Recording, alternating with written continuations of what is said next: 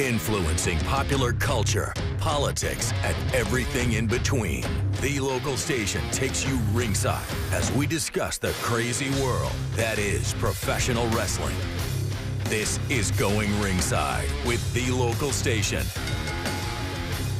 Hello there, and thank you for joining us for another episode of Going Ringside. I am your host, Scott Johnson, and I gotta tell you, all my plans so far for 2024 for this podcast is blown up because major headlines in the wrestling world just keep happening one week after the other, and I'm just trying to play catch up. All the plans I had have been blown up. So today, originally, I had planned to be joined by Haku. We interviewed Haku, or Ming, the guy generally considered to be the toughest man ever in wrestling, who The Rock considered his uncle. Well, we're going to have to put it on hold, and we're going to have Ming join us here in a few weeks. There's just too much going on that we have to get to, and hopefully we'll get back to the normal having guests on, but there's such huge news in the wrestling world. First, I got to talk about our last two episodes. Probably two of the most downloaded episodes we've ever had on Vince McMahon, and the sex trafficking allegations leveled against the former WWE owner. So if you want to go back now, we have two episodes in a row on this. We give you everything you need to know, probably more comprehensive coverage than you'll find anywhere in America on our last two episodes. First episode, we do an episode where we discuss McMahon and the lawsuit filed against him by former WWE employee Janelle Grant. We analyze the allegations leveled against him. We talk to a veteran defense attorney about what could happen in court to both WWE and McMahon and John Laurinaitis, Johnny Ace. And then in the next episode, our most recent episode, we found out that the feds are also investigating McMahon and have seized his cell phone. So if you want to listen to the second episode in order on how we've covered McMahon's scandal, we talked to a veteran police detective about what the feds are getting from him. We talked to an electronics expert about why they would have seized his cell phone and what could be used in a potential criminal investigation against McMahon. Once again, as of the date me sitting here, he has not been charged with a crime and has said he is not guilty of any sort of these allegations against him. So if you want a full comprehensive look at what is going on with the allegations of sex trafficking leveled against Vince McMahon, go watch our past two episodes. We go into it in depth, everything you need to know about that case. So while I've been covering the McMahon scandal, more news keeps blowing up. All these wrestling groups, the wrestling headlines, the Going Ringside that we publish stuff out, we get it out as much as anyone. Two stories we're going to cover today. One is a wrestling storyline story. The other is a major actual news crime story. The first involves The Rock and Cody Rhodes going back and forth on who should main event against Roman Reigns. We'll talk about that in a moment. Also, at the same time when I was planning this show, a wrestler from yesteryear wound back up in the news, a guy we haven't heard from in decades. That would be Billy Jack Haynes. Billy Jack Haynes is in the WWF at his most prominent at WrestleMania 3. He was a big name in Northwest, in the Pacific Northwest, and wrestling up there in the territory days. He's been charged with killing his wife. That just kind of came late this last week. And we're going to unpack that here today. We will talk to a veteran homicide detective about what police will do in this investigation. And we're going to look at the Billy Jack Haynes case, who he was, what happened here, what I'm hearing from some sources on the scene about what may have caused this. We're going to get to that a little later in the show. So if you want to hear more about the Billy Jack Haynes murder investigation, stick with us. We'll have that in a little later on. We're starting the show today with this Cody Rock just explosion. So let's back up. For years, Michael Cole started it. Everyone's been saying Cody Rhodes needs to finish his story. We've kind of watched two things happen over the last year in WWE. Many have speculated with Roman Reigns' undefeated streak, would Cody go up against him at WrestleMania 40 and be the guy to dethrone the tribal chief and beat him and, quote, finish his story, which has almost become a meme. Cody's even talked about it, that people mock him over it, but some people like it. At the same time, through those same amount of months, there's also been talk, will The Rock come back to wrestling and face Roman Reigns? That has gotten just as much talk, probably more talk, because The Rock's more famous. Fast forward to a few weeks ago at the Royal Rumble. Cody Rhodes wins, and it's big, grand old spectacle. And if you look after the match, Cody looks up toward the tribal chief, Roman Reigns. He could look toward Roman Reigns or Seth Rollins. Which title does he want? It appears it's going to be Roman Reigns because the announcers say it, and he looks in that direction. I always thought that was a swerve, and then eventually he would want Seth Rollins' title. Enter The Rock. The Rock comes in over several weeks, and it starts to look like it is going to be The Rock, Roman Reigns. And the online feud begins. If you've been on the internet lately in the last 3 weeks on the world of wrestling, the Cody Rhodes Rock stuff has been nonstop with Team Cody, Team Rocky, hashtag Cody. I don't even remember what all the hashtags are. Rock has an idea what the hashtags are. He called them Cody Crybabies. But a lot of people are mad at The Rock, and there's major division. So before I get to that in a little bit, I want to show you what I put on the Going Ringside TikTok channel. We are exploding every day on that channel. If you want exclusive content every day, give us a follow there. Up to date, breaking stuff in the wrestling world before most anyone, maybe anyone in the nation has it. You're seeing it on the Going Ringside TikTok channel. This is just a little of what we put out there about the Rock and Cody controversy. Listen in. Hey, I'm Scott Johnson, host of the Going Ringside podcast. The Rock-Cody controversy could possibly bring one effect that some old school fans like me may like. It may cause Rock to turn heel. And if you remember Rock in the Attitude Era as a heel, as a corporate champ, it was probably his best stuff ever. If he turns full heel and goes off on Cody and the fans and whoever, and turns into the Rock of the old, fans may really enjoy that, particularly newer fans who didn't grow up on the heel Rock and know what that's like. They know the smiling face guy who's from Hollywood. But if Rock Dwayne Johnson goes full heel, sit back, it's going to be fun. Hey, I'm Scott Johnson, host of the Going Ringside podcast. Dwayne Johnson just went full old school Rock on what he refers to as Cody Crybabies on the Pat McAfee show. Just tearing into him like he hasn't really done in decades, telling them a lot of things they can do with Chicken McNuggets. You can read the quote right now. It's out there. Why this matters?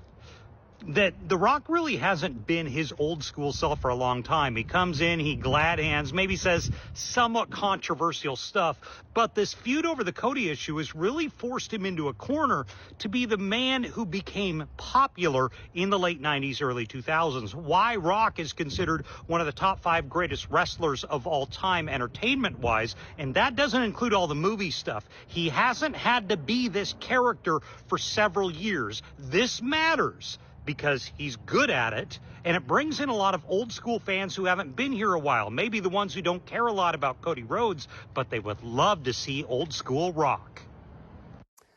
And old school Rock they have. So let me read you the Chicken McNuggets quote where he goes on Pat McAfee and essentially turns into the Rock of old, the Rock that old school wrestling fans know. This is him saying to Pat McAfee, at the end of the day, you have Cody Crybabies, you have the Cody fans, you have the Cody himself, and there's a clear distinction between the three. But The Rock says this: those Cody Crybabies, the ones for every 10 tweets, they're shoving a Chicken McNugget in their mouth. Every 20 tweets, they're shoving 2 McNuggets up their ass. The Rock says all you got to do is sit back and know your role. Shut your mouth and enjoy the ride that The Rock is going to take your on. So hashtag that. Hashtag shut your asses up. Hashtag Cody Crybabies. I think I just probably going to have to bleep myself for the first time ever on this podcast. We try and keep it PG-13, but that's old school Rock. He's back. Attitude Era fans like me have wanted to see this Rock for a long time. We haven't seen it. Here's why. Rock goes Hollywood. So Rock goes Hollywood in the early 2000s and starts having some success in movies. And then they play it up on his role before he fully steps away and he comes back as Hollywood Rock, which some maybe a little bit younger than me fans remember, and he played a good heel. But at this point, by after Hollywood Rock, Dwayne Johnson was made as the action star in Hollywood, maybe the most famous, the highest paid actor in Hollywood, the biggest star. So obviously that takes precedence over a wrestling character. So Dwayne Johnson needs to keep in mind what the status of his Hollywood career is more than his wrestling career. So when he would come back, like when he came back and faced Cena, he would be somewhat controversial. I think this was like 2012 to 14, that time frame. But he wouldn't go full heel. He wouldn't start using that type of phrase. And it was because, you know, he's a Hollywood guy. You know, that's what he is. But Rock has now become a legend in Hollywood. He can essentially do whatever he wants. He owns the XFL and whatever his football league is now. They merged with the USFL. He's talked about wanting to get into drama roles. He can do what he wants. He's as big a star on the planet as anyone. So he's got a little more flexibility now. So when this Cody controversy happens, Rock is getting excoriated online by wrestling fans who say, we don't like you, you're old, washed up, why are you taking a spot from other wrestlers? Obviously, WWE is aware of this. The Rock is aware of this. The Rock grew up in wrestling. All he's ever known his whole life since he was a child is wrestling. He understands heat, and he understands wrestling. And Cody does the same thing. Cody has exact same background in wrestling. Grew up in wrestling. His dad, Dusty Rhodes, is a wrestler. So they understand they've got legitimate heat that the fan base is just creating, so they're going to play into that. If you go watch the WrestleMania press conference, where you have Rock and Roman and Paul Heyman with Triple H on the stage, Cody comes out, they exchange words, they cuss at each other, The Rock slaps Cody. It's just good stuff. It has caused just overwhelming focus on this feud, this storyline, what happens here. WWE, the big debate is, did they know it would turn into this and plan it this way, or are they responding to the online outrage? We're going to debate that a little. So I wanted to talk more about this Cody, Rock, Roman scandal. So I got to bring in the panel here, and that would be our producers here at the Going Ringside.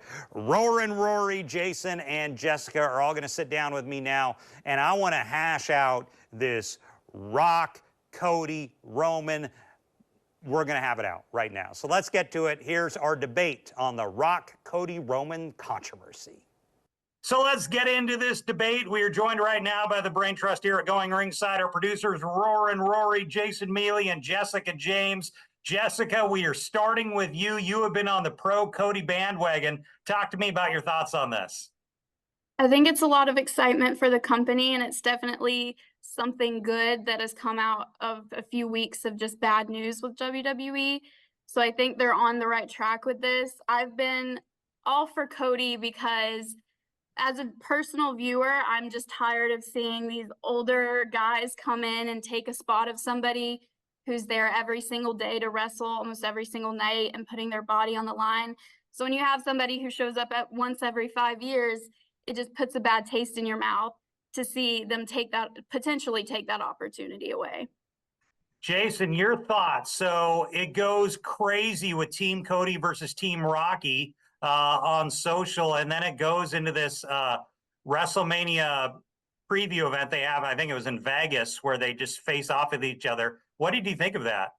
You know, I'm kind of I'm wanting to listen to what The Rock says. You know, like as he says, "Shut up and let me take you for the ride." You know, so I'm willing to give The Rock the chance on this. I'm very interested to see what happens. I mean, I can kind of always be like in Jessica's camp, like, oh, come on, he just can't come back and take Cody's spot. I know it's WrestleMania 40.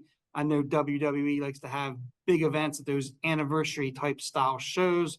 And for a long time, we were thinking it was going to be Roman versus The Rock. And now we already saw the twist with that whole Vegas thing. But I just hope at the event that's coming up in Australia, I just hope it's not the, hey, I'm going to tag team with my opponent for this match and then be against the other guys. And we're supposed to believe that, oh, they can work together for this pay-per-view event. And then next month, they're going to be battling for the title. Rory, I want to get your opinion. So Rock, as Jessica was saying, he comes back, comes and goes. But Rock's kind of in the company now. He's a board member. Do you think he'll be more inclined to stay on staff or stay on camera a while and wrestle more than just like do it for a few weeks and leave? What do you think? I mean, he hasn't wrestled yet. I think that's one thing about it is that we still haven't seen him wrestle.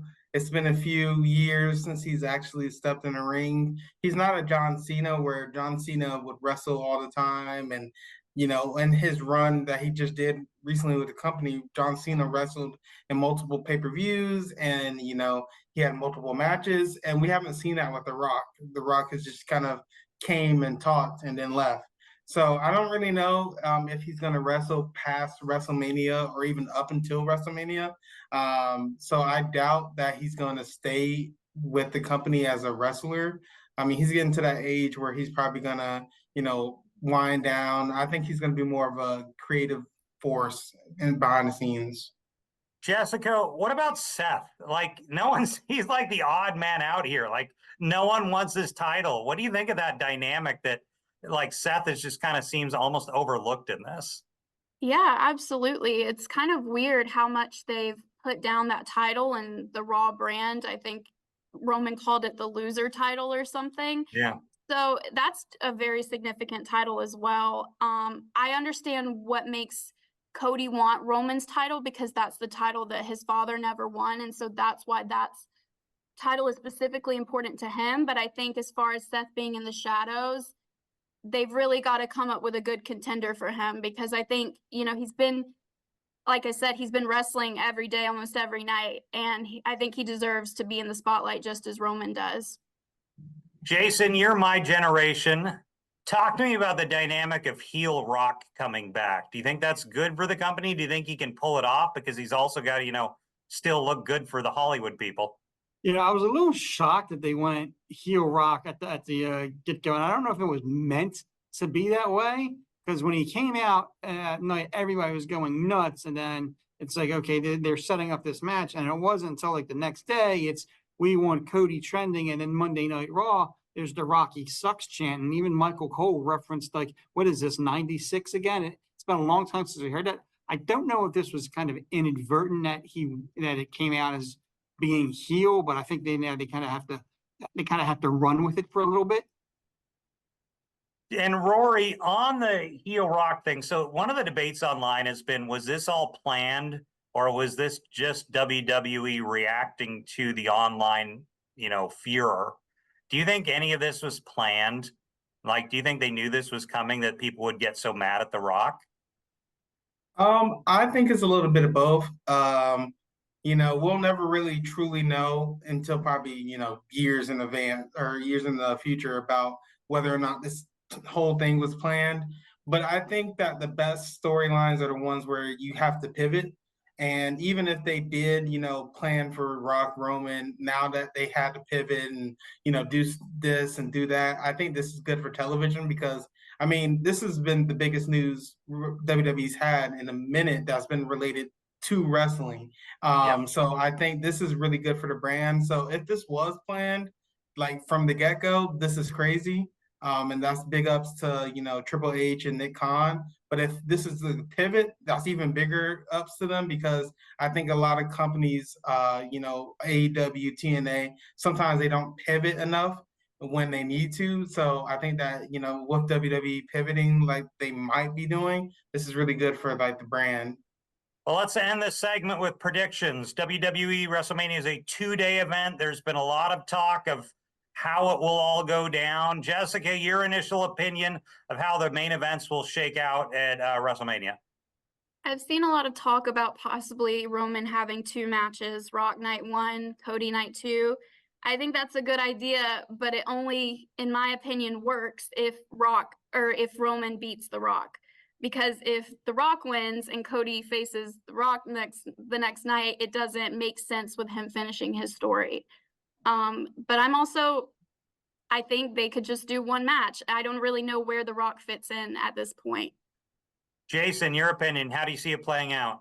I've heard the possible the night 1, night 2, that would take away from Cody of the storyline of him beating beating Roman. Maybe there's something where it winds up being Cody and Roman, and either, The Rock stops the rest of the bloodline from getting into the match, and there's some type of finish like that, or maybe Roman goes over and they save it for next year. You always you put another thing in front of the baby faces run, and have this wait for another year. And Rory, final word, and I want also your opinion on Seth. What do they do with Seth at Mania? Your guess. Well, Seth, I don't know. I mean, like, the thing is Rock, Roman, whoever is facing Cody, that's the main event of night 2. That's just gonna be it. Like, no one's moving that. But day 1 is very up in the air. A lot of people are saying Seth is gonna be ready. He said he's gonna be ready. I don't know. I'm not gonna know until he starts wrestling again, because he's still injured as of now. So if he's back in the picture, I think whoever wins the Elimination Chamber, which is probably going to be most likely Drew McIntyre, I think that could main event. However, I do think that Io Sky and Bayley should be a good contender. We haven't had women main event WrestleMania in a minute. And I think that will be a great match. It has a great storyline. There's a lot of good passion in it. A lot of people really are behind Bayley. I was at the Royal Rumble in Tampa, St. Pete, and everyone was just going crazy for Bayley. So I would like to see Bayley main event night 1, and then you have Roman, Rock versus Cody for night 2. But Triple H has said that, whatever's the best storyline is going to main event. However, I do think that Io, Sky, and Bayley should be in that consideration. Well, Jason, Jessica, Rory, we're going to make that stick. Thanks for joining us. So that's where we're at as far as The Rock and Cody. I don't want to say too much more on this subject because it's going to be evolving over every day. And I don't want you to watch this and think we're dated. I don't want us to be an outdated podcast. So that's kind of where it's at right now as I sit here recording this today. The Rock, Cody, Roman, everyone's talking about it. I haven't seen this much focus, I think, on a wrestling feud, storyline, whatever you want to call it, in quite a long time. That's good for the industry. That's good for the business. Frankly, as I talked about on the Vince McMahon episodes, it's what WWE needs right now. They needed, and I've said this on the Going Ringside TikTok channel and Instagram, they needed this distraction. WWE needed some sort of storyline controversy that they can manage, because a controversy that they're dealing with about a sex trafficking within their own organization, or allegations of it that McMahon and others have denied, that's something they can't control. But this Rock-Cody controversy, they can control it. So actually, it's a good thing for them. They're going to make money. As Eric Bischoff says, controversy creates cash. And that's exactly what they've done going into their biggest show of the year. You got to wonder what happens with The Rock. I mean, I don't know how the Mania main event's going to play out in the end. But does he stay with it now that he's on the board of directors, and now that he's kind of, I think, taken over for the Vince role as far as an elder statesman in the company that everyone knows and is extraordinarily famous? Will he stay on with WWE, or does he still bounce back and forth between there and Hollywood? You also got to wonder his age. How long does he want to keep wrestling in his 50s? We'll have to see. But either way, it's really interesting to see what's going on right now. It is good for wrestling to have fans so invested in a story and divided. That's what you want. You want that clash, and it is happening right now in WWE. That being said, that is the first half of our show. The other half of our show is the other big headline that I talked about at the top of the show that came out late last week. So I work in the news media. It's my primary job, not doing this wrestling podcast. My primary job is being a journalist and a news anchor and reporter. I started getting tips in the middle of last week, late at night, from some contacts I have, that they said, "Do you know Billy Jack Haynes?" And I do. I know who Billy Jack Haynes is. I grew up in the Northwest. On Portland wrestling. Back in the days of the regional territory, my territory growing up was Portland wrestling.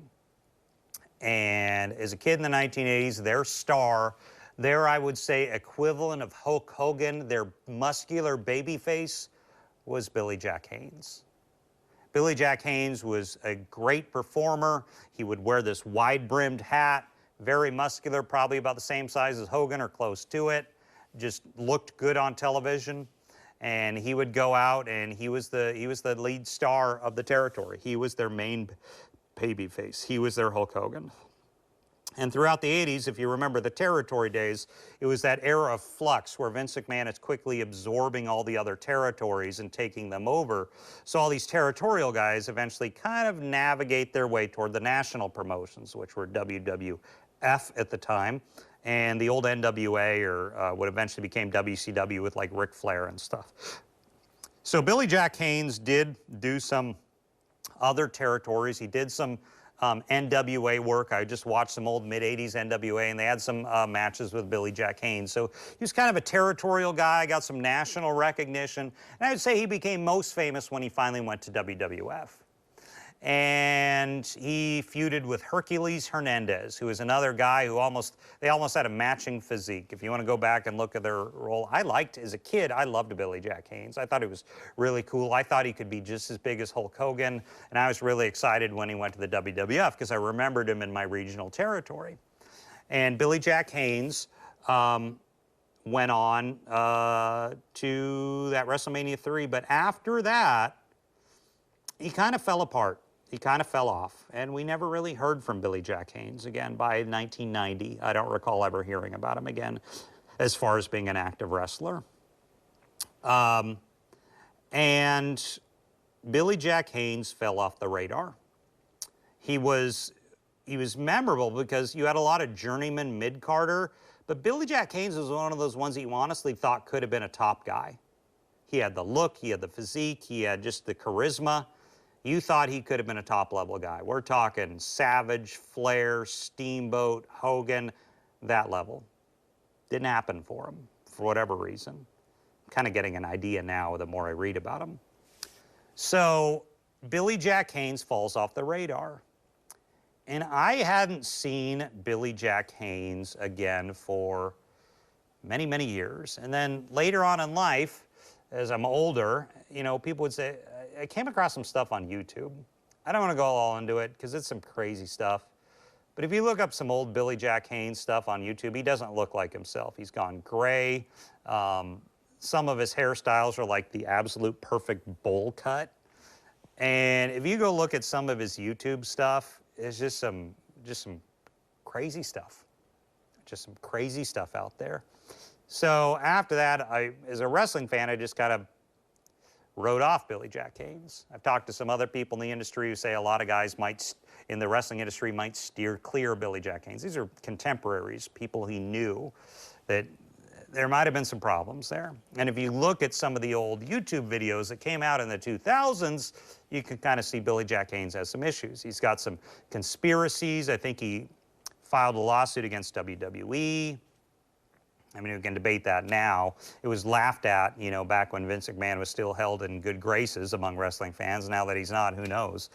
But Billy Jack Haynes just had some wild conspiracy theories. The last time I heard Billy Jack Haynes' name come up was in 2018. And I saw some Arkansas TV stations covering this. I wasn't really familiar with it. I didn't really pay attention to it. But he said he had witnessed 2 Arkansas teens murdered in the mid-'80s when he was involved possibly in drug trafficking or something like that. And he went out and said he witnessed these unsolved murders. Nothing was ever really confirmed. I don't think it led to any arrests, but Billy Jack Haynes has popped up. I mean, if you go on internet and start looking up some old YouTube, old articles before this last week, Billy Jack Haynes has he just kind of went off the deep end. I mean, you can watch it and give your opinion, but he's just kind of got a lot of out there stuff. So essentially, as far as what I remember as a wrestling fan, as a storyline, was all the ability in the world as a fan in the 1980s when he's at his peak. He wrestled in the 70s and 80s. Falls off the radar, never hear from him again. And then he starts just with all these kind of crazy, cockeyed YouTube news articles. He would pop up here and there. And we remembered him because not because he was a guy who stuck with the wrestling and was really did well into the 90s and the 2000s. He just, people remembered. I remember Billy Jack Haynes. And if you go look at this in a lot of wrestling chat rooms right now, a lot of people say, who's Billy Jack Haynes? Because if you're under the age of 40, maybe 45, you probably have never heard of the guy. You had to be watching in the 70s, 80s to even know who Billy Jack Haynes was, because he's one of those ones. He never was brought back. He was never a legend. He was never anything like that. He just disappeared from the wrestling consciousness by the year 1990. So I didn't hear anything about it. So anyway, some contacts I have contact me and say, hey, do you know who Billy Jack Haynes is? I said, well, yeah, of course I do. If I was 10 years younger and didn't grow up in that area, I would not have known who he was. But I'm my age, I grew up, he was my territory, he was my Hulk Hogan, so I knew who Billy Jack Haynes was. And they say, well, apparently he's been charged with murder. So I'm like, whoa, here's the issue. So, as I say at the top of the show and in every show, our Going Ringside TikTok channel is where we put exclusive stuff there every day. And I was literally going back and forth, do I report this or not? Do I report this or not? Because at the time, there had been reporting out of Portland, this is kind of complex, but you got to kind of follow me here, that a man had killed his wife, allegedly, or murdered an elderly woman in a home in Portland, Oregon, but no one was reporting his name.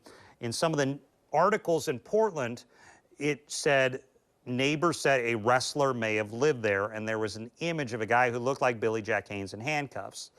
But no news outlets, no mainstream news outlets in the Northwest reported it.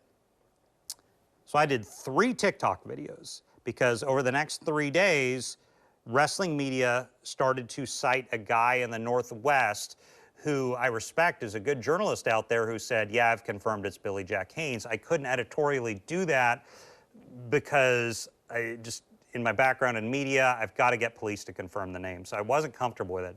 So what I did on TikTok was, I just kind of was all over the place. So I did one TikTok originally when it happened, and 5 minutes later, I privatized it. I took it down. You'll see it here because I never reported it because I was like, I just don't feel we're to the point where we can report he's killed someone or been accused of that, because that's a scandalous accusation. I can't have my name and my show attached to that until we know. But then all the wrestling media started to follow it because the one guy had reported it's Billy Jack Haynes on Twitter. Good wrestling journalist, but anyway, so I did another post on TikTok, which is still there, kind of clarifying how it's been reported. And finally, this past Saturday, police confirmed in Portland, yes, Billy Jack Haynes has been in the hospital. We have taken him into custody. He has been charged in the death of an 85-year-old woman who is his wife.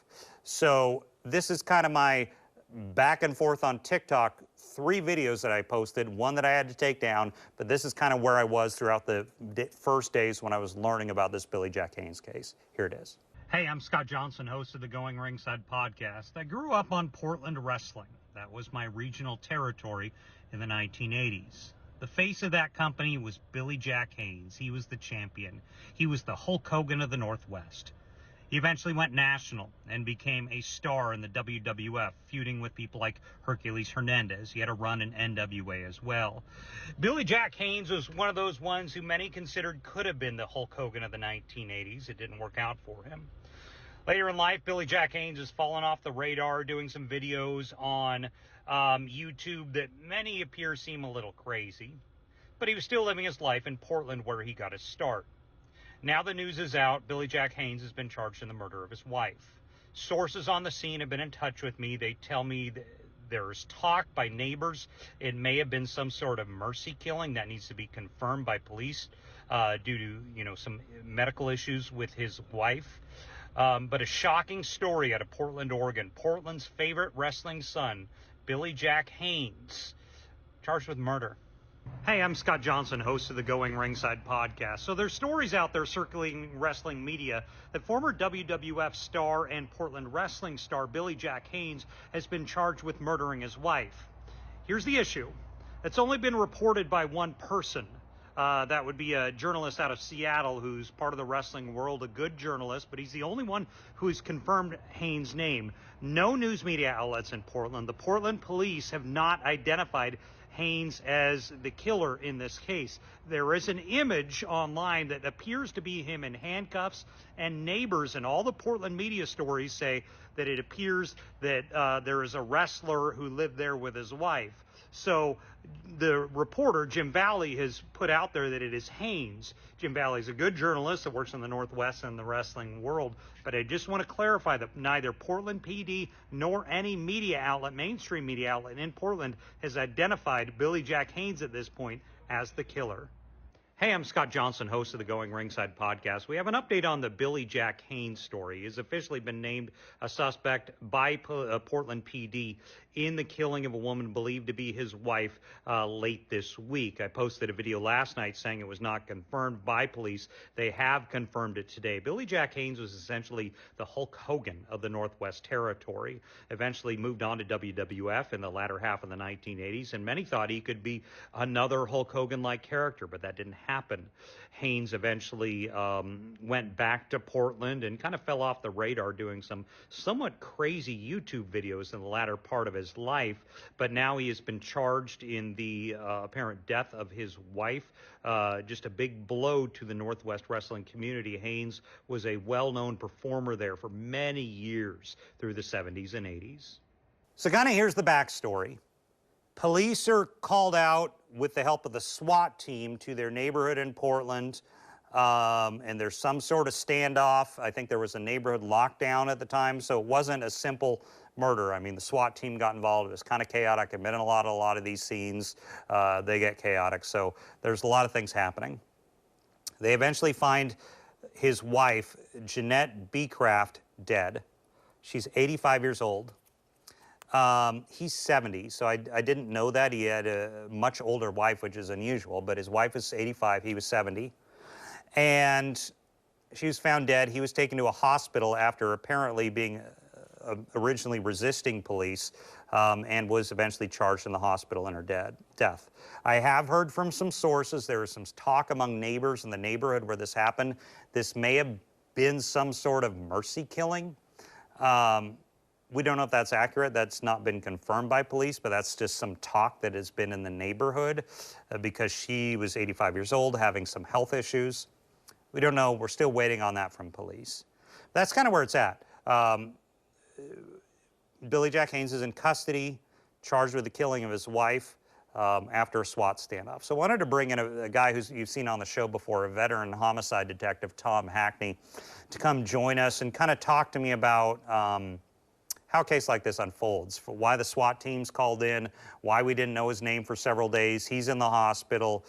Talk of possibly, you know, this being some sort of mercy killing of his wife, as opposed to a traditional, you know, act of rage or planned murder. We'll have to see. That we'll learn as more reports come out. But here's my interview with veteran police detective Tom Hackney on the case involving Billy Jack Haynes, allegedly killing his 85-year-old wife. Well, we're joined by a veteran homicide detective down here based in Florida, retired now, Tom Hackney. Tom, thanks for joining us on the show today. Sure, Scott, thanks. So I want to get your opinion on this. So we didn't really get word from police on that Haynes was the suspect for about 48 hours. It sounds like it was a somewhat chaotic scene involving the SWAT team. And there was a lockdown in place for a while. Talk to me about when police go into a murder scene like that. What would have precipitated needing the SWAT team versus just regular officers and a possible neighborhood lockdown? Yeah, with something like that, when there would be the need for the SWAT team to come in, it's if they've heard shots fired and they can't make contact with the person inside. You know, a lot of efforts go into avoiding taking any kind of large scale action like that. You know, they would set up outside the house and attempt to make contact either by phone or even loudspeaker on a police PA. They would try to make contact. When that doesn't happen, things slowly escalate where, you know, the SWAT team is needed.